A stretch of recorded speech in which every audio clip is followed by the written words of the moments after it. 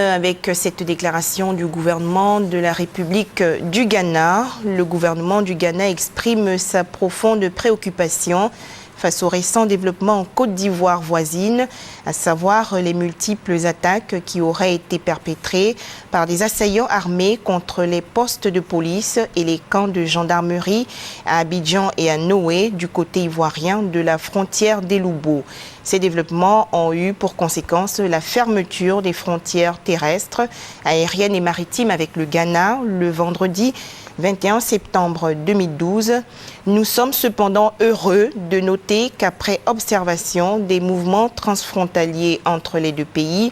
Son Excellence le président Alassane Ouattara ait ordonné la réouverture de la frontière aérienne. Le gouvernement du Ghana reconnaît pleinement les défis que ces incidents signalés posent à la paix et à la sécurité, non seulement de la Côte d'Ivoire, mais également du Ghana. Étant donné notre engagement commun, constamment évoqué par les présidents de nos deux pays en faveur de la paix et de la sécurité, le Ghana est particulièrement préoccupé par les affirmations répétées que ces incursions sont initiées à partir du Ghana. Le gouvernement du Ghana reste déterminé et résolu pour que les deux pays enquêtent ensemble sur ces événements pour notre intérêt commun, selon le protocole d'accord existant entre les services de sécurité de nos deux pays et en conformité avec notre responsabilité commune pour la sauvegarde de la paix.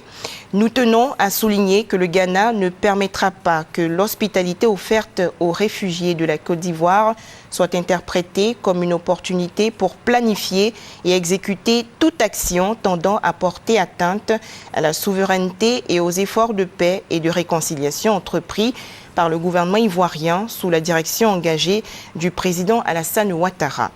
Le gouvernement du Ghana réaffirme son insistance que les réfugiés et les demandeurs d'asile se conforment strictement aux lois du Ghana. Le gouvernement du Ghana réitère la disponibilité constante de ses services de sécurité à pleinement collaborer et à coopérer avec leurs homologues ivoiriens.